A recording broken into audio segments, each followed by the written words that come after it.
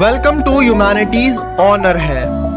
Please like, share and subscribe. Welcome back everybody.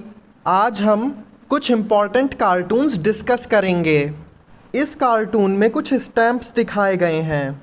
इन तीनों stamp के नीचे लिखा है 26 जनवरी 1950। इस डेट से हमें पता चलता है कि इन तीनों स्टैम्प को इंडिया के फर्स्ट रिपब्लिक डे पर लॉन्च किया गया था। फर्स्ट स्टैम्प शो करता है कि हमें इंडिया में और इंडस्ट्रीज़ लगानी चाहिए सो दैट इंडिया की जीडीपी इंक्रीज हो जाए।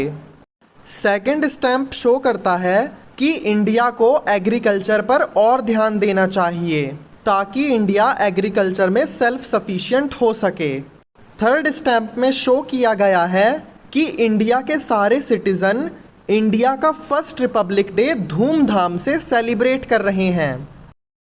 इस सेकंड कार्टून में दिखाया गया है कि जवाहरलाल नेहरू को बहुत सारे लोगों ने घेर लिया है।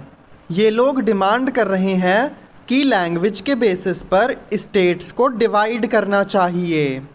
ये है हमारा नेक्स्ट कार्टून।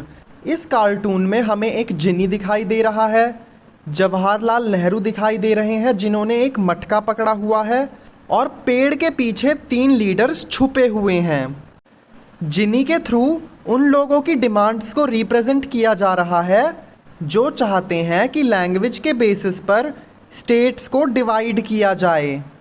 ये 3 लीडर्स जो पेड़ के पीछे छुप रहे हैं, इनके थ्रू रिप्रेजेंट किया जा रहा है कि इंडियन लीडर्स को डर लग रहा है कि कहीं लैंग्वेज के बेसिस पर स्टेट्स की फॉर्मेशन करने से इंडिया की यूनिटी ख़त्म ना हो जाए और कहीं इंडिया डिसइंटीग्रेट ना हो जाए।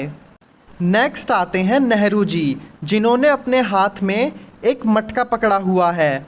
उस मटके के ऊपर SRC लिखा हुआ है, मतलब वो मटका स्टेट रीऑर्गेनाइजेशन कमीशन को रिप्रेजेंट करता है। नेहरू सोच रहे हैं कि स्टेट रीऑर्गेनाइजेशन कमीशन बनाने से ये जिनी इस मटके में कैद हो जाएगा, मतलब लोग लैंग्वेज के बेसिस पर स्टेट बनाने की डिमांड को बंद कर देंगे। इस कार्टून में आपको 3 लोग दिख रहे हैं। नंबर 1 सरदार वल्लभ भाई पटेल, जो कि इस राजा से ये ब्रीफ केस मांग रहे हैं। सेकंड हमें एक आदमी दिख रहा है जिसके ऊपर ये राजा बैठा है, और थर्ड पर्सन है ये राजा। इस कार्टून के थ्रू ये दिखाने की कोशिश की जा रही है कि कैसे सरदार वल्लभ भाई पटेल ने 565 राजाओं को इंडिया ज्वाइन करने के लिए कन्विंस किया था।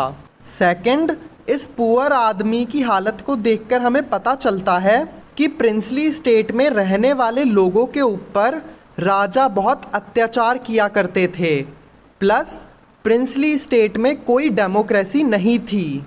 हम सब ने चैप्टर में पढ़ा था कि नवंबर 1947 में हैदराबाद का निज़ाम इंडियन गवर्नमेंट के साथ स्टैंड स्टिल अग्रीमेंट साइन कर लेता है।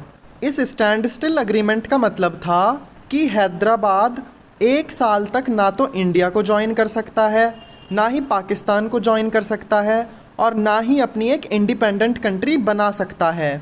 मतलब 1 साल के लिए हैदराबाद स्टैंड स्टिल हो चुका है। चलो, तो इसी के साथ होता है हमारा चैप्टर ख़त्म। अब हम मिलेंगे नेक्स्ट चैप्टर में। तब तक के लिए keep studying, keep working hard. Tata, bye bye.